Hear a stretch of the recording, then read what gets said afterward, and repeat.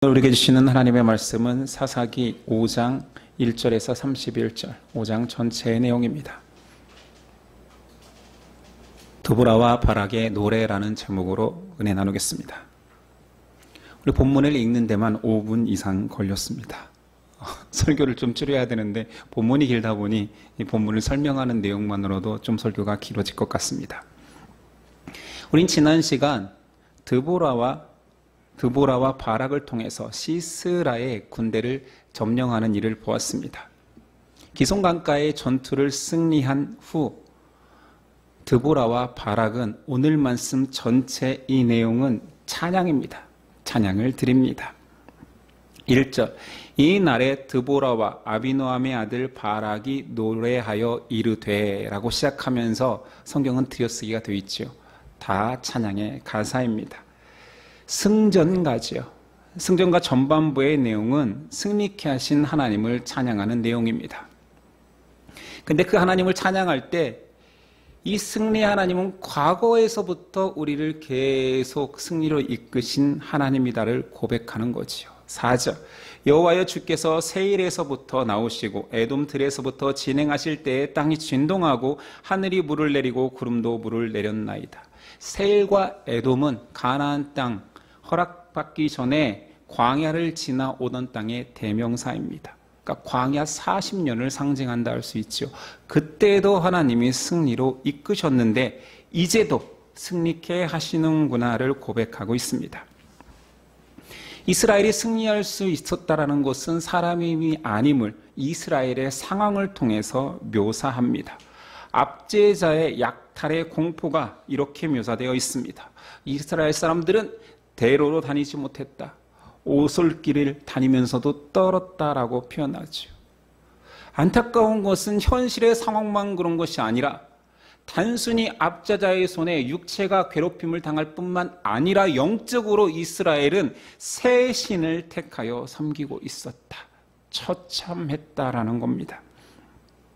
단순히 육체적 노예뿐만 아니라 영적으로도 노예였다라는 것을 묘사하며 이런 이스라엘을 하나님께서 불쌍히 여기셔서 이스라엘의 어미로서 여사사 드보라를 보냈다 말하고 있죠.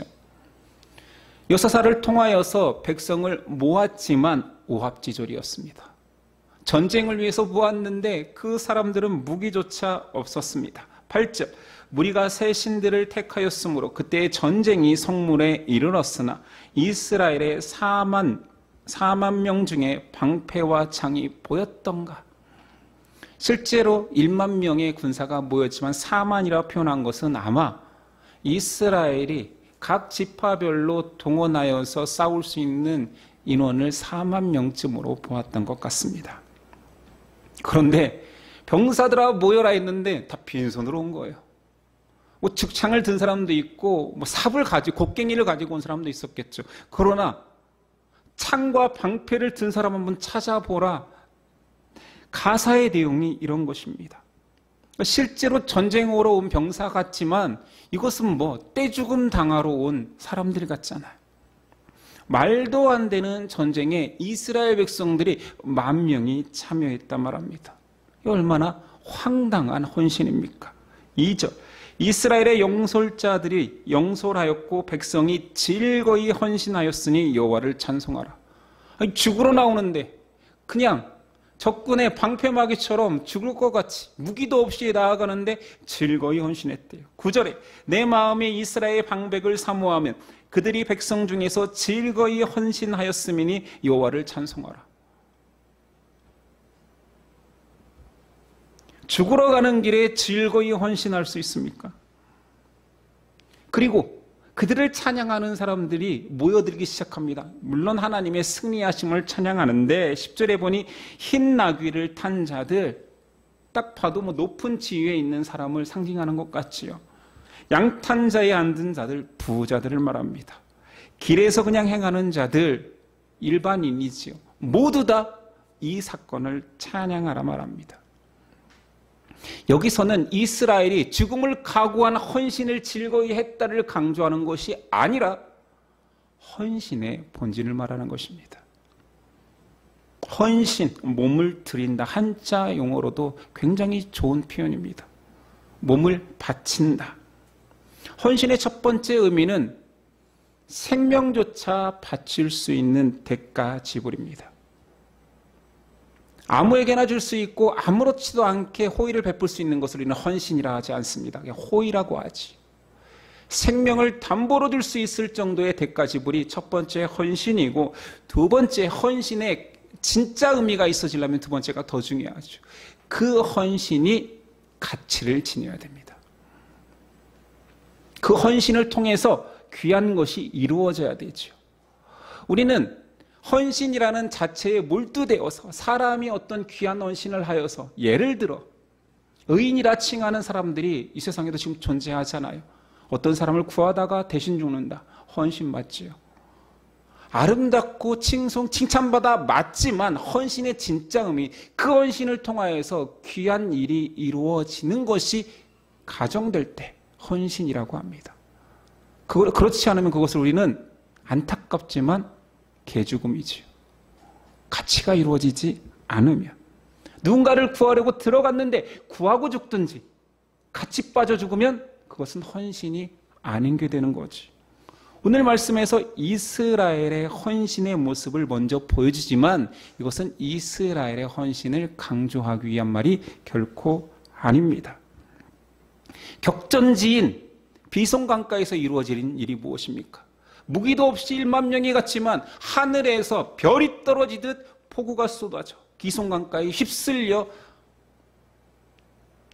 적군의 전차가 다 잠겨버립니다. 권능의 별이 하나님이 승리하신 거죠. 오롯이 하나님께서 행한 일이지 백성의 헌신에 의해서 이루어진 일이 아닙니다. 이 헌신, 하나님이 하신 헌신을 잘 묘사한 자가 있으니 소년 다윗입니다. 3상 17장 47절에 이렇게 고백하죠. 또 여호와의 구원하심이 칼과 창에 있지 아니함을 이 무리에게 알게 하리라. 전쟁은 여호와께 속한 것인즉 그가 너희를 우리 손에 넘기시리라. 다윗은 물맷돌을 가지고 가서 골리앗을 이긴 자기 헌신을 노래하지 않고 창과 칼이 아니야, 무기가 아니야, 사람의 헌신이 아니야, 이 모든 일은 하나님께서 하신다. 전쟁은 하나님께 속했다. 누가 헌신하십니까? 오로지 하나님만 헌신하십니다. 이 하나님의 전쟁에 이스라엘 백성의 여러 가지 태도가 또한 노래 가사에 표현되어 있습니다. 첫 번째, 참전하는 자들이 있습니다. 14절, 아말렉 지역에 점령한 에브라임, 베냐민, 마길이라고 표현된 사람은, 마길은 므낫세 지파의 아들입니다. 근데 므낫세는 자기 땅을 허락받을 때 요단 동편 땅의 반, 서편 땅의 반, 그래서 므낫세 반지파라고 말하는데, 여기서 말하는 므낫세 반지파는 서쪽에 있는 므낫세입니다. 스불론 지파가 이 기송강 전투에 참여합니다. 15절에 보니 이사갈 지파도 드보라와 함께하였고, 18절 스불론과 납달리 지파는 특별히 생명을 아끼지 않았다라고까지 찬양하고 있습니다. 반면 한 지파를 조롱하는 가사가 등장합니다. 참전을 하겠다 고백만 하는 지파입니다. 16절에 보니 르우벤 지파는 큰 결심을 고백하고 자기 목장에서 편히 머무른다 표현합니다. 큰 결심, 이게 얼마나 부끄러운 조롱하는 말입니까? 르우벤 지파 니네 참전하겠다라고 큰 결심을 했는데 집에서 자더라. 성경은 양의 우리 가운데서 피리를 불며 지낸다. 아니, 큰 결심이라고 다른 어떤 지파에도 표현하지 않았던 르우벤 지파는 큰 결심하고 집에서 양떼를 보며 노래 부르고 있다. 이 얼마나 현대 신앙인들을 잘 꼬집고 있습니까? 예수 믿는다, 나는 하나님의 백성이다, 큰 고백을 하죠.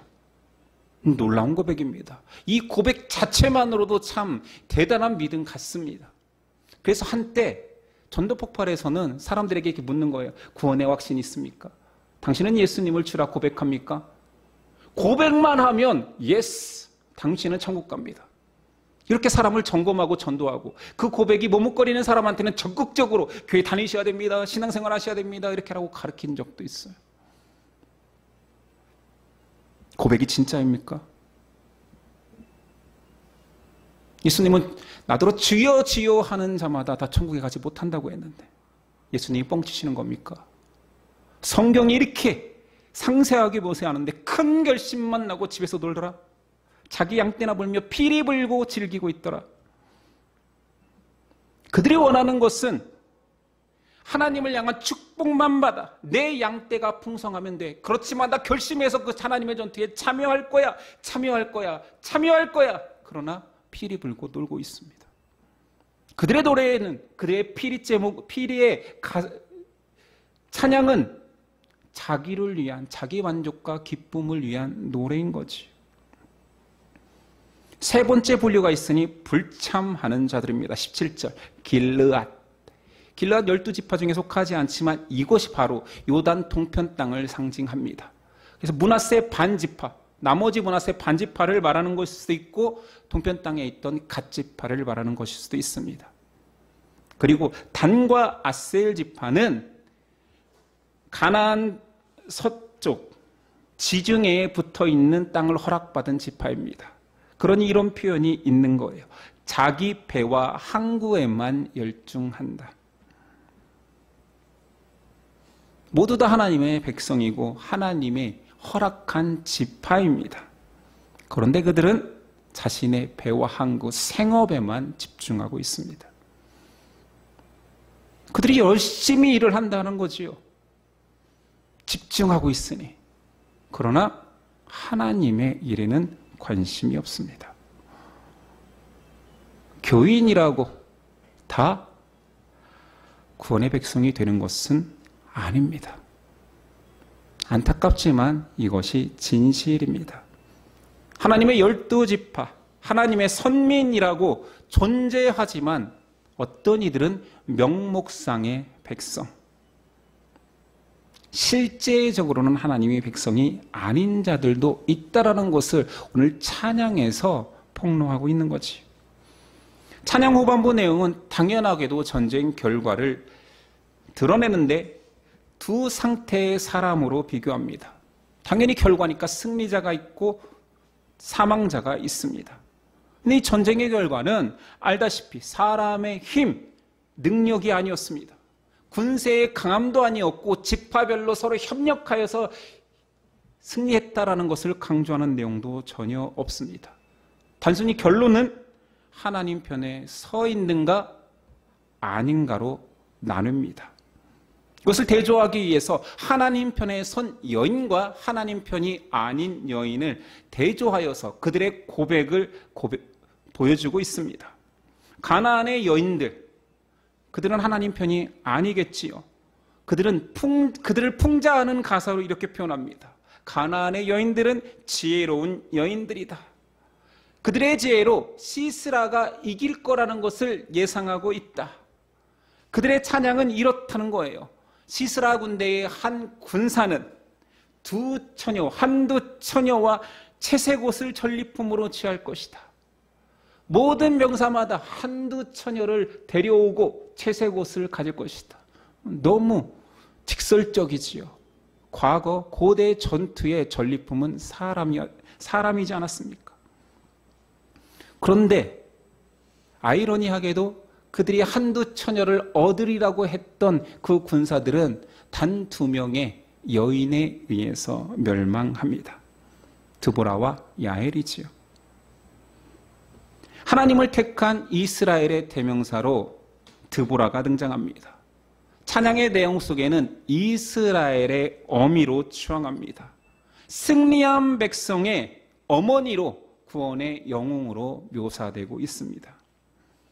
또 한 부류의 여자가 나오니 가나안을 택할지 하나님을 택할지 이스라엘 백성을 택할지 선택할 수 있는 한 여인으로 야엘이 있습니다. 우린 야엘 사건을 잘 알고 있기 때문에 야엘은 어느 쪽을 택해도 이상하지 않았습니다. 오히려 시스라 쪽을 택하는 것이 친분도 있고 강대국이고, 그런데 하나님을 택한 여인으로 등장합니다. 자, 그렇다면 전쟁의 결과를 선택에 의해서 좌지우지 되었다면 그 선택이 무엇입니까? 그 선택은 오로지 하나님이었습니다.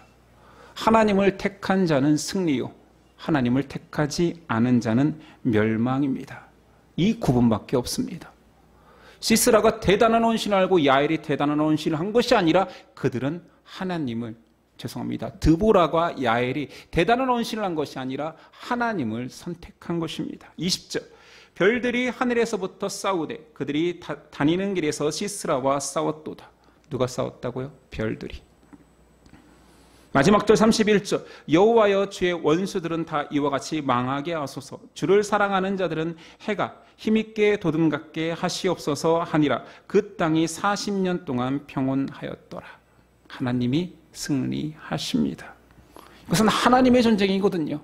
사람이 참전하지만 사람은 움직이지 않습니다. 사람의 헌신한 것 같지만 사람의 헌신은 하나님께서 받아주시지 않습니다. 오로지 하나님이 모든 역할을 다 하십니다. 이게 하나님 전쟁의 성격입니다. 오늘 말씀 전체는 찬양, 노래라 말했습니다. 찬양, 칭송은 대상이 존재하죠. 아니, 대상 없는 찬양, 칭찬이 어디 있어요? 여러분 대상 없이 칭찬해 보십시오. 무언가를 대상을 삼아야 칭송, 찬양, 칭찬을 할 수 있습니다. 성도의 찬양의 유일한 대상은 하나님이며 가사의 내용은 그분이 하신 일입니다. 시인의 고백을 들어볼까요? 98편 4절 9절. 온 땅이여 여호와께 즐거이 소리칠지어다. 소리내어 즐겁게 노래하며 찬송할지어다. 그가 땅을 심판하러 임하실 것이미로다. 그가 의로 세계를 판단하시며 공평으로 그의 백성을 심판하시로로다. 이 얼마나 바른 고백입니까? 찬양입니다. 성도의 찬양은 그러면 무엇이어야 됩니까? 내용은 어떤 내용이어야 될까요? 성도의 찬양은 같이 있어지려면 내가 낮아지고 하나님이 높아지면 그 찬양의 가치가 커집니다. praise, 찬양, 칭송, 칭찬이라는 말은 말 그대로 높이는 것입니다. 이게 찬양이거든요. 근데 우리의 찬양에 한번 가사, 내 입에서 읊지러지는 가사를 한번 점검해 보아야 됩니다. 교회 안에서 불려지는 하나님을 향한 찬양이라고 하는데 그 가사의 내용 속에는 달라, 역사해 달라, 힘을 달라, 복을 달라, 이런 것들이 있다라면 황당한 거지. 우리가 전기한 자, 나에게 너무 큰 은혜를 준 자를 모셔놓고 그를 칭찬하고 칭송해야 마땅한데, 칭송은 어느 정도 한 다음에는 또 다시 당신은 힘이 있으니 좀 주십시오. 당신은 가졌잖아요. 조금만 주세요 한다면 이게 찬양입니까? 구걸이지.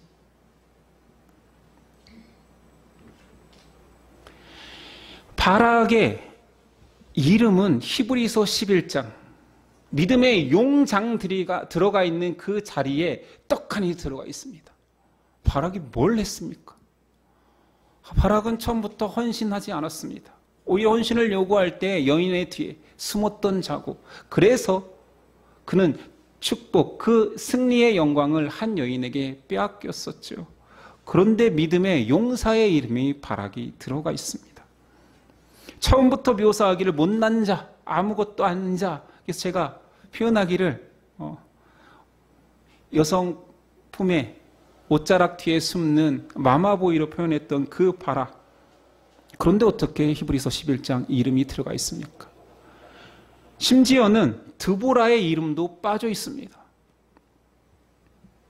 앞에서 설교할 때는 물론 히브리 사람들, 이스라엘 사람들의 남성관이 가미되었다라고 표현했지만 영적으로는 다른 의미가 있습니다. 바락은 무익한 자, 못난 자, 아무것도 아닌 자의 상징입니다. 그런데 그가 무엇을 했습니까? 찬양을 드립니다. 하나님의 구원을 고백합니다.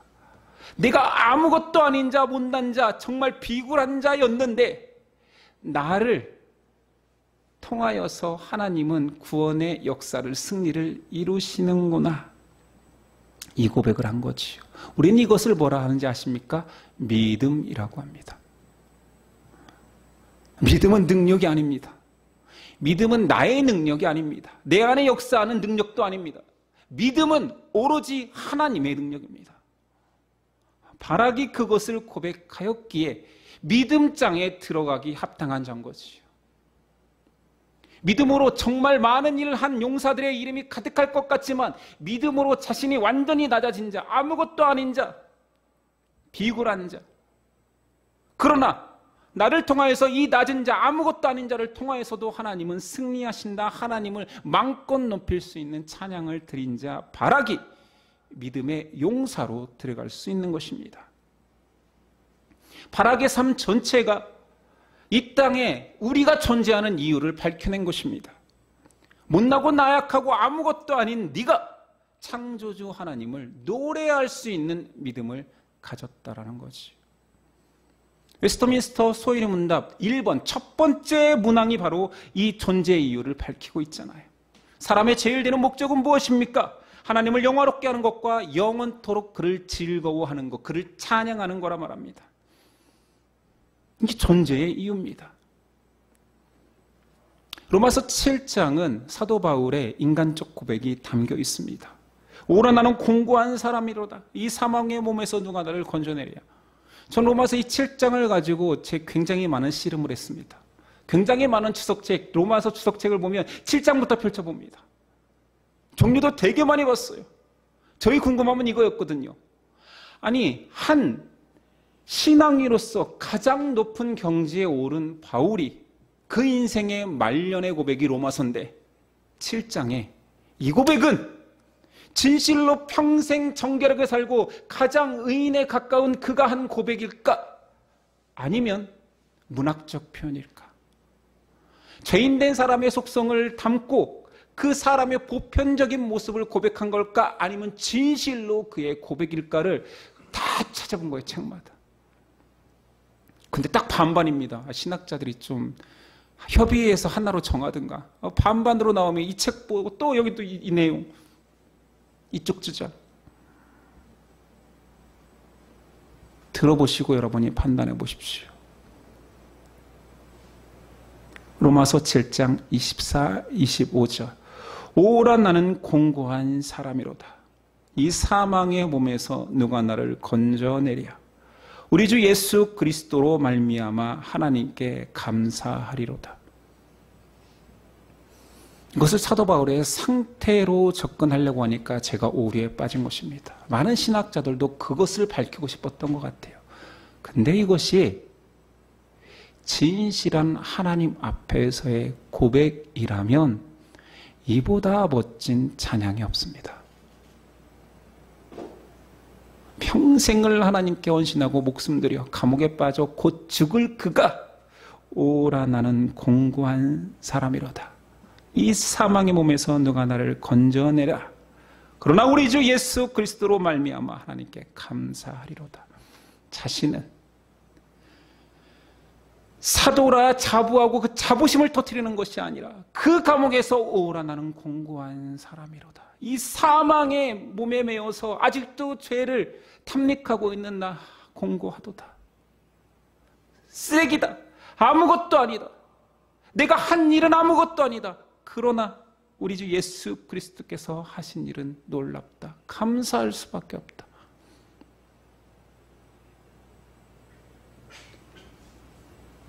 최고의 찬양입니다. 찬양은 무능한 나를 고백하고 이 나를 통해서도 주님의 선하심과 구원하심의 은혜가 역사하는 것을 고백하는 것입니다.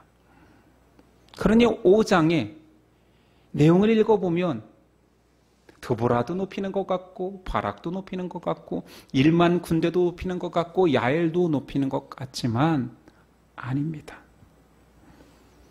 5장 어디에서도 헌신자로서의 사람을 높이지 않습니다.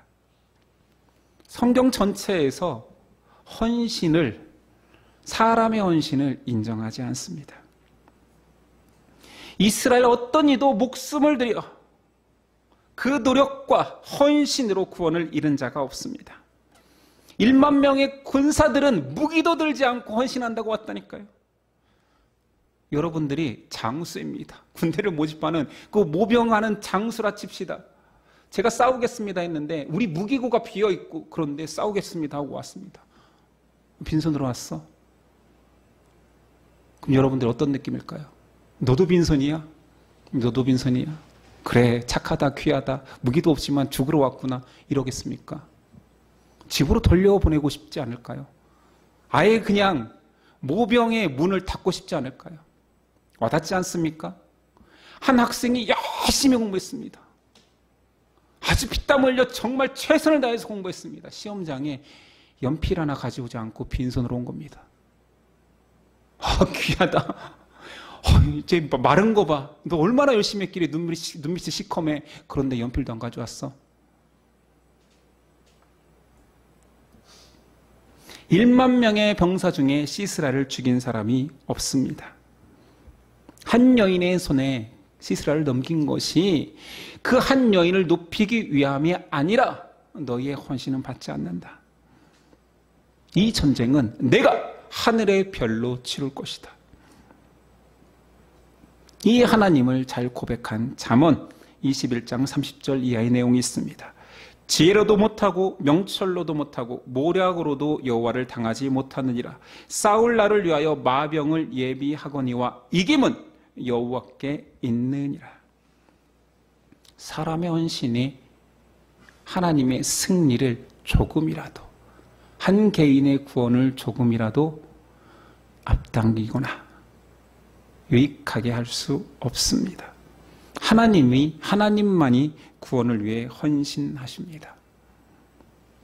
우리는 신약의 시대를 살기에 그 헌신의 의미를 명확히 알고 있습니다.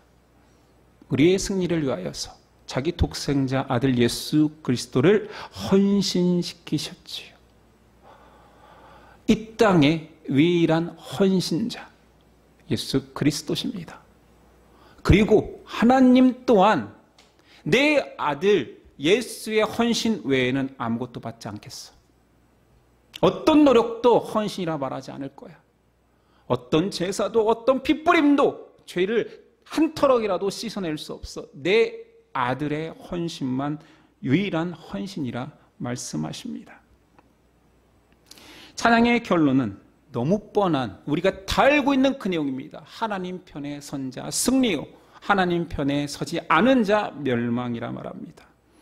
23절 여호와의 사자의 말씀에 메로스를 저주하라. 너희가 거듭거듭 그 주민들을 저주할 것은 그들이 와서 여호와를 돕지 아니하며 여호와를 도와 용사를 치지 아니함이니라 하시도다. 메로스는 성경에 어떤 지명인지 알 수가 없습니다. 뜬금없이 여기에만 나와요. 그런 신학자들이 또 뭘 더 하겠지? 메로스가 어디야? 추측하는 곳이 있긴 합니다. 근데 문맥에 맞지가 않아요. 시스라 땅, 가나안의 지역도 아니고 지금 이스라엘 지역도 더더욱 아닙니다. 그럼 도대체 메로스가 어디인데 갑자기 저주를 받습니까? 메로스는 억울합니다. 갑자기 자기가 등장해서 땅인지 사람인지 모르지만 저주를 받습니다. 근데 그 밑에 그들이 와서 여호와를 돕지 아니하였다. 하나님의 편에 서지 아니한 자 또는 그 자리의 대명사, 저주받은 상징적 장소가 메로스인 것입니다. 근데 그들이 적군이 아니라니까요. 아니, 그냥 나는 내 삶을 살았어요. 나는 그냥 내 자리에 있었어요. 근데 하나님의 일을 돕지 않았다라고 나를 저주한다고요? 영적으로 무엇을 상징할까요? 우린 멸망의 자리 생각하면 하나님께 대적하는 가나안 사람들을 멸망의 자리로 생각하기 쉽습니다. 이원론인 거지. 근데 성경은 하나님의 편에 서지 않은 자를 싸그리 멸망의 자리라 말합니다. 중립지대가 없어요. 저는 하나님께 호의적입니다. 저는 아직 교회를 다니지 않지만 호의가 있습니다. 저는 기독교인들이 별로 안 믿고 언젠간 교회를 나갈 것 같아요 라고 말하는 자들은 하나님의 자리에 선 자들이 아닙니다. 메로스를 저주하라, 그들은 여호와를 돕지 아니하였다. 하나님을 향한 중도적 입장도 심판받습니다. 어떤 자들이 있을까요? 하나님의 존재를 인정하는 많은 사람들이 있습니다. 난 신의 존재를 인정해. 그 신이 하나님일 수도 있지. 그러나 교회는 다니고 싶지 않아. 교회는 아닌 것 같아. 그건 하나님의 자리에 앉지 않은 자들입니다. 교회 다니는 사람을 호의할 수도 있습니다. 끌리는 것 같아. 내가 신앙을 갖는다라면 불자는 아니고 아마 크리스찬이 될 것 같아라고 호의적인 마음을 가지고 있는 사람들. 아직 하나님의 자리에 앉지 않은 자들입니다. 안타깝게도 교회 안에도 이런 사람들은 존재합니다. 나는 하나님은 믿지만 사람은 싫어. 심지어는 나는 누구 때문에 교회 다니기 싫어. 이건 정말 무서운 것입니다. 사람 때문에 하나님 자리를 포기한다고요? 그건 아직 생명을 잘 모르고 심판이 두렵지 않은 거예요. 누구 때문에 하나님 편에 서지 않을 거야? 제가 저기 있으면 내가 저기 가기 싫어. 이거 말이 됩니까? 이건 하나님을 모르는 거고 심판을 모르기 때문에 이런 어줍지 않은 안타까운 말을 하는 것입니다. 교회 안에 하나님을 반대하지 않기만 하면 그냥 다 방관하고 오늘 르우벤 지파처럼 입만 고백하고 또는 하나님의 지파의 백성이라고 선민이라고 신분은 가지고 있으나 자기 생업에만 최선을 다하는 자들 저주하라. 신앙의 회색지대는 없습니다. 안타깝지만 없습니다. 왜 가톨릭의 이단성이 항상 문제가 되는지 아십니까? 이 회색지대를 만들어서죠. 연옥.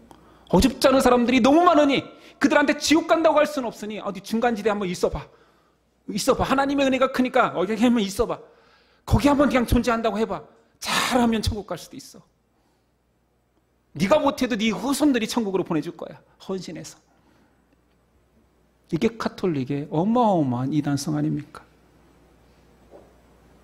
성경 전체에 이런 사람들, 이런 인간들, 지구상의 역사 속에서 이런 인간들이 넘쳐난다라는 거지.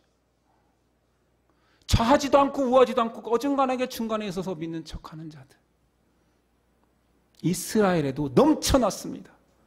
엘리야가 화를 내며 선포하지요. 왕상 18장 21절. 엘리야가 모든 백성에게 나와 이르되 너희가 어느 때까지 둘 사이에서 머뭇하려느냐. 여호와가 만일 하나님이면 그를 따르고 바알이 만일 하나님이면 그를 따를지니라 하니 백성이 말 한마디도 대답하지 아니하는지라. 하나님 따르겠습니다 이런 사람도 없어요. 아니 난 그냥 바알을 따를게요. 난 바알 신이 좋아요. 축복을 주잖아요. 그냥 말을 안 해요. 이것들은 침묵을 해. 예수님 믿으세요. 말을 안 하는 놈들이 있어요. 전도를 다녀요. 제일 미워. 안 믿어요. 안 다녀요. 불자예요 이러면 되잖아. 말을 안 해. 담배만 피워 꼬라보면서. 팔짱 끼고 아무 얘기도 안 하고 막 경멸의 눈빛으로 보는 사람들이 있어. 혈기왕성한 저도 같이 경멸의 눈빛 듣기 싫으면 말아야 했죠. 다 회개하고 있습니다. 지금 그렇지 않습니다. 하나님이 있으라 하는 자리에 없는 자들은 안타깝지만 다 멸망입니다. 르우벤의 거짓말 통하지 않습니다. 난 하나님의 백성이다 라고 나 큰 결심을 했어. 통하지 않습니다. 단과 아셀 지파처럼 나 지금 생업에 종사하느라 너무 바쁘지 않습니까? 통하지 않습니다. 이것은 태초부터 종말의 때까지 변하지 않는 진리일 것입니다. 의인과 악인은 하나님의 명백한 구분에 의해서 구별될 것입니다. 종말이 있습니다. 심판이 있습니다. 그때의 의인과 악인은 명백히 구분됩니다. 그 주제가 요한계시록 전체의 내용 아닙니까?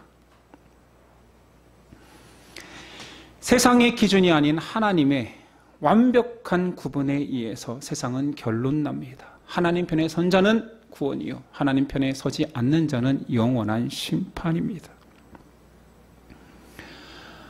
그래서 두렵습니다. 저를 포함한 우리 성도여, 하나님 편에 서서 하나님을 노래합시다. 구원은 하나님의 편에 결코 설 수 없는 자격 없는 자가 그래 내 쪽으로 와라는 하나님의 부름에 응답하는 것입니다. 그런데 그 편에 가서 또 자랑하는 인간들이 있잖아요. 나는 믿음 좋다. 나는 헌신한다. 나는 헌금으로 헌신해. 확 그 돈을 그냥, 죄송합니다. 하나님 마음이건 아닐 텐데, 이쁘게 받아주실 텐데, 말하다 말았으니 그냥 끝맺겠습니다. 확 그 돈을 그냥 입에 그냥 주둥이에 우겨넣고 헌신해라 하고 싶습니다. 저는 몸을 들여 헌신한다는 사람, 시간을 들여 헌신한다는 사람, 그 모든 헌신이라는 말이 부끄럽지 않습니까? 창조주가 아들을 나를 위해 생명을 주었는데 감히 헌신이란 말을 사람이 꺼낼 수 있습니까? 물론 우리의 신앙을 독려하기 위해서 각 교회마다 헌신 예배를 드리죠. 헌신 예배는 찬양을 준비해서 찬양을 특성을 부르는 날 아닙니까? 무슨 헌신이 있습니까? 그곳에. 헌신 예배 설교는 항상 헌신한다는 사람들 칭찬하고, 교회 여전도회 교회, 남성교회 교회, 청년부 단기 선교 간다고 잘하네. 헌신하네, 귀하네. 우리는 헌신을 착각하고 있습니다. 헌신은 우리의 헌신을 받으시는 하나님이 아니라 그리스도의 헌신을 통해 그 그리스도의 헌신을 고백하는 자의 찬양을 받으시는 겁니다. 그러니 헌신 예배 때 찬양 준비하는 거 잘한 것입니다. 바른 것입니다. 헌금을 들여 헌신하는 것이 아니라 헌금밖에 드릴 수 없는 그리스도의 사랑을 고백하는 그리스도의 헌신을 감사하는 거지요. 몸을 들여 시간을 들여 정성을 들여 헌신하는 것이 아니라 그분만이 내 생명을 주심을 헌신하셨음을 고백하는 것이지요. 그러니 이거라도 하나님, 그 헌신을 알기 때문에 이 내 부족한 몸이라도, 내 이 부족한 시간이라도 표현해 보겠습니다. 이게 찬양이 되는 것입니다. 나를 위해 헌신하신 그리스도를 고백하는 것이 우리의 헌신입니다. 다시요. 오늘 말씀의 주제입니다. 사사기 5장은 하나님의 헌신을 고백하는 자들의 헌신입니다. 그들이 몸과 노력과 생명을 들여 전쟁에 뛰어든 헌신을 말하는 것이 아니라 이 전쟁은 별들로서, 물들로서, 하나님의 천사로서 모든 것을 이기는 하나님의 승리하심을 경험한 자들이 고백하는 노래입니다. 우리 인생이 그래야 되는 거지요.